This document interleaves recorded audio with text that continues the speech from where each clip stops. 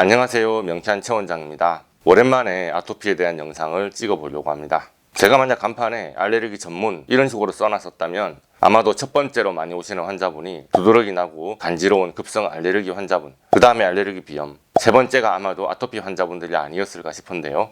아토피 피부염은 알레르기와 연관이 아주 많은 피부 질환이자 면역 질환입니다.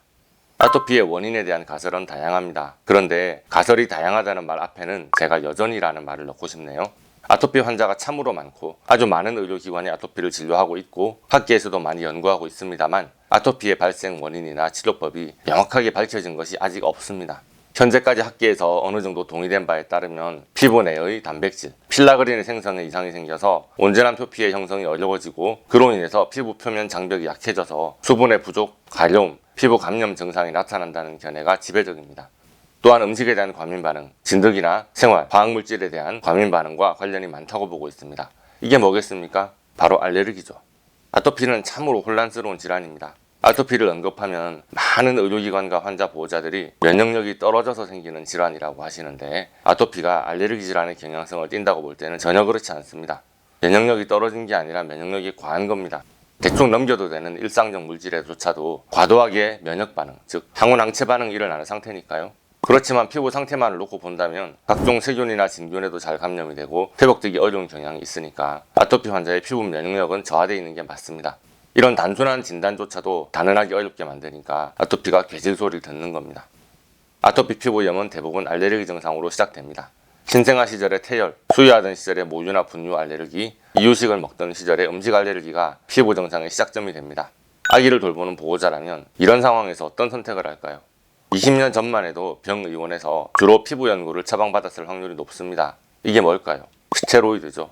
이런 추세는 지금도 큰 변화는 없지만 스테로이드의 부작용이 이제는 많이 알려졌기 때문에 강한 등급의 스테로이드 연고 처방은 자제를 하려는 분위기가 생겼습니다. 이것만 보자면 상당히 긍정적이지만 면역 억제제는 스테로이드 부작용이 없다는 식의 잘못된 정보가 공유되고 있기도 하고 부작용이 없다고 스테로이드 대신에 면역 억제제를 처방받는 풍조까지 생겼습니다. 사실은 큰 차이가 없습니다. 조삼모사일 뿐이죠.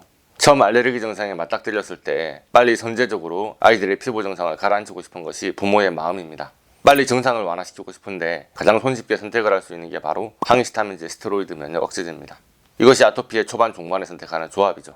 일부는 이런 조합의 처방으로 버티면서 생활을 하다 보니 점차 호전되거나 그 중에서 일부는 관해되기도 합니다. 처음 접하게 되는 항원, 알러겐에 대해서 처음에는 과민한 반응을 보였지만 항히스타민제나 스테로이드 연고를 통해서 증상을 낮추면서 수유와 이유식을 잘 진행하다가 보면 이 위기를 잘 넘길 수도 있습니다. 아무 일도 없었다는 듯이 피부가 정상적으로 되고 잘 성장하게 되는 경우도 아주 많습니다. 그러나 어떤 아기들은 초반에는 대증요법을 사용할 때는 괜찮다가 약을 끊으면 또다시 알레르기 반응을 보이곤 합니다. 약이 효과가 있으니까 증상을 가라앉히기 위해서 자꾸만 약에 의존하게 되고 점차 스테로이드의 함정에 빠져들게 됩니다. 스테로이드 부작용을 두려워하는 부모님은 대안으로 한의원이나 대추요법을 찾으면서 아토피의 원인도 찾고 아토피의 원인이라고 생각되는 알러겐, 피부 제품, 음식, 이불, 먼지 등등을 차단하는 등의 생활관리를 시작하게 됩니다. 저도 알레르기 치료를 하면서 참 많은 아토피 환자를 만났습니다. 기억을 돌이켜보면 제가 아토피 치료에 확실하게 실패했다고 자인할 수밖에 없는 케이스들이 있었습니다. 그 공통점을 찾아보면 모두 다 어린 시절로부터 높은 등급의 스테로이드를 장기간 사용하셨거나 현재도 사용 중인 분들이었습니다.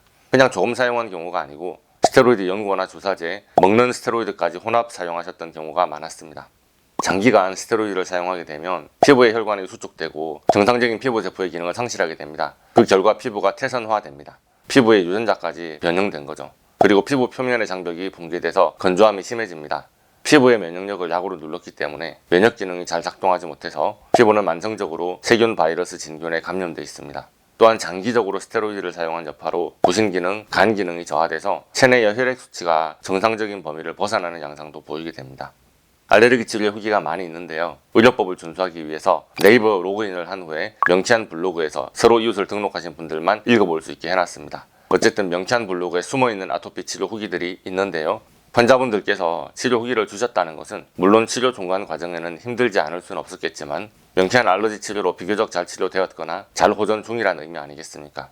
그런데 제가 아토피 치료 후에 예후를 관찰해보면 명쾌한 알러지 치료로 빠르게 드라마틱한 결과를 보인다면 대부분 스테로이드를 거의 사용하지 않은 경우에 해당됩니다. 스테로이드를 사용했던 경우와 사용하지 않았던 경우는 결과가 너무 다릅니다. 장기적으로 사용하신 분과 아주 증상이 극심할 때 어쩌다 한번 짧게 끊고 쓰신 분의 경우가 다릅니다. 강한 등급의 스테로이드를 주로 썼냐 아니면 장기간 썼다고 해도 약한 등급만 골라서 썼냐 그 차이도 큰 것 같습니다. 명쾌한 한의원은 알레르기를 치료하는 곳인데요. 아토피가 알레르기 질환이라고 하면서도 알레르기 치료가 곧바로 아토피 완치를 의미하지는 않습니다. 저도 너무 심한 아토피, 강한 스테로이드를 장기간 복합 사용한 케이스는 치료하기가 정말 힘들더군요. 희망을 가지고 여기 오셨던 중증 아토피 환자분들을 생각해보면 마음이 아픕니다. 현대의학이 만든 마법 같은 약인 스테로이드. 잘 쓰면 극적으로 사람을 살리지만 그 효과가 너무 극적이다 보니 편하게 쉽게 의존해버리면 나중에는 더 이상의 방법이 없게 됩니다. 명쾌한 체원장을 찾아오시려고 마음먹는 아토피 환자분들, 보호자분들께 말씀드립니다. 알레르기 증상만 잡아도 치료가 될 수 있을 때가 가장 치료의 적기입니다. 면역 억제제나 스테로이드를 쓸 수밖에 없는 상황이나 그 마음은 10분 이해됩니다. 그러나 그런 약을 사용할수록 강도가 높을수록 기간이 길어질수록 치료에 불리해집니다. 아토피는 알레르기 자체를 치료하는 게 훨씬 더 빠릅니다. 스테로이드를 쓰기 시작하면 그것은 이미 알레르기 질환의 범주를 벗어나기 시작합니다. 스테로이드는 그냥 피부가 간지러울 때 바르는 연고가 아니고 자율신경계를 조절하는 호르몬입니다. 그래서 스테로이드 호르몬은 시상하부, 뇌하수체, 부신이 상호작용하는 조절 시스템을 건드릴 수가 있습니다. 이 HPA축이란 스트레스에 반응하는 뇌의 신경 내분비 시스템입니다. 그래서 여러분들은 그냥 스테로이드를 바르니까 피부 상태가 좋아져서 스테로이드를 그냥 계속 발랐을 뿐인데 기분장애, 불안장애, 양극성장애, 불면, 외상후 스트레스장애, 경계성 인격장애, ADHD, 우울증, 만성피로, 섬유근막통, 과민성 대장증후군, 알코올 중독 등의 질환과 연관될 수 있습니다. 저는 여러분이 아토피 치료로 문의하셨기 때문에 그저 아토피에만 집중해서 보전시키고 치료 잘 됐다는 소리를 듣고 빨리 끝내고 싶습니다. 그런데 난데없이 치료 과정에서 너무 잠이 온다 혹은 며칠 동안 1분도 못 잤다, 우울해서 죽고 싶다, 자꾸 뛰어내리고 싶다, 온몸의 기운이 다 빠져서 관에 누워있는 것 같다, 미친듯이 설사한다, 집중이 안 된다, 성욕을 주체할 수가 없다, 이런 종류의 각종 컴플레인을 듣고 그런 문제까지 해결을 하느라 진땀을 뺍니다. 제가 명쾌한 알러지 치료를 통해서 여러분이 의뢰하신 딱 그 질환 하나만 고칠 수 있다면 소원이 없겠습니다. 그런데 인체는 그렇게 작동하지 않는 것 같습니다.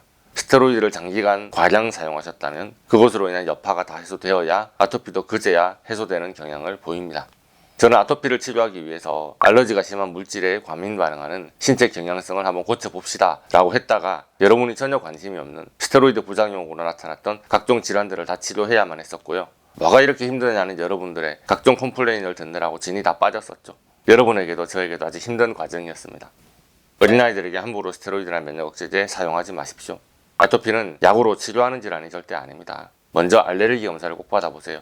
뭐 때문에 이렇게 몸이 과민 반응하는지 그 원인 물질을 찾아내고 알러겐을 회피하도록 생활을 관리하거나 알러겐에 대한 탈감작 치료를 해야 합니다. 못 먹는 아이가 안쓰럽죠. 온갖 것을 따져가면서 신경 써야 하는 것도 너무 피곤하겠죠. 그렇게 유난을 떨며 사는 게 스테로이드 쓰는 것보다는 훨씬 낫습니다.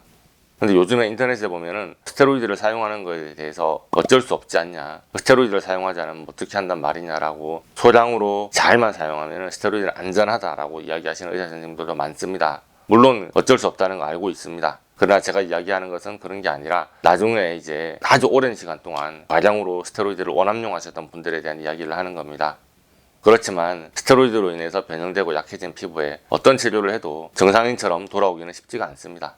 탈스테로이드 과정이라는 걸 거치고 망가진 피부가 다 탈락되고 새 피부가 올라와야 합니다. 스테로이드의 악영향이 다 빠진 다음에 알레르기 치료를 진행하는 것이 이상적인 순서입니다. 하지만 현실에서는 탈스테로이드 과정이 너무 고통스럽죠. 아주 가렵습니다. 그래서 그 과정을 혼자서는 도저히 겪어내지 못하고 일단 알레르기 치료라도 좀 해볼까 하는 마음에 급한 마음으로 명쾌한 체원장을 찾으시는 분들이 있었습니다. 그렇지만 체력이 이미 약해졌고 몸의 기본적인 건강 상태가 아주 안 좋으신 환자분들이었기 때문에 알레르기 치료를 하면서 탈스테로이드를 동시에 병행하는 게 정말로 힘들어 보였습니다. 일상생활이 가능한 정도의 건강 상태와 더불어서 탈스테로이드 과정을 끝내고 스테로이드나 면역 억제제 사용을 중단하신 분들을 위주로 알레르기 치료를 하면 어떨까? 저는 사실 그렇게 생각하고 있는데 그게 제 마음대로 안 되더라고요. 무조건 치료를 해달라고 하는데 그분을 내칠 수도 없고 고생길은 뻔히 보이는데 그래도 우리 한번 해보긴 합시다 하고 했다가 시작을 한 다음에 아주 된통 고생하는 일이 흔합니다. 그리고 부신 허탈증, 아드레날 이그조스천으로 간 기능과 부신 기능 저하 증상을 보이는 아토피 환자분들은 이미 체력이 많이 떨어지고 면역이 억제돼 있습니다. 스테로이드를 사용하지 않은 지가 오래됐고 탈스테로이드 과정을 마쳤다고 본인들은 말씀하시는데 대부분은 면역력이 저하돼서 탈스테로이드가 정지되어 있었던 경우가 훨씬 더 많았습니다. 서서히 생체의 활력이 다시 높아지게 되는데 이때는 스테로이드를 더 이상 사용하지 않게 되면 신체의 면역 반응이 다시 재개될 가능성이 높습니다. 그게 정상이겠죠. 그래서 명쾌한 알러지 치료를 진행하면서 면역력이 서서히 올라오게 되면 멈춰있던 탈스테로이드 반응이 그제서야 다시 재개될 가능성이 높습니다. 이런 경우가 생길 건지 아닌지 소진 때 제가 미리 앞날을 예언하기는 어렵지만 그럴 가능성이 있다는 사실을 누누이 미리 말씀드립니다. 내 딴에는 집 청소를 다 했다고 생각했는데 전문가가 오더니 이 집이 왜 이렇게 더러워 하면서 쓸고 닦는데 쓰레기가 엄청나게 나오는 상황이라고 이해를 하시면 됩니다. 여러분은 탈스테로이드가 다 끝난 줄 알았다가 난데없이 알레르기 치료하니까 다시 나오는 탈스 반응에 아주 당황하실 수도 있다 이 말입니다. 오늘의 영상은 새삼스러운 내용은 없습니다. 지금까지 명쾌한 최 원장의 유튜브 채널과 명쾌한 블로그에 구구절절히 적어놨던 글을 재탕한 영상일 뿐입니다. 그런데 왠지 그런 날이 있잖아요. 또 반복해서 영상을 찍고 싶었습니다. 제가 무엇을 잘못하면 안 되는지, 제가 어떤 방향을 포인트로 잡고 아토피 치료를 끌고 나가야 하는지 마인드를 다시 한번 잡아보고 싶었습니다.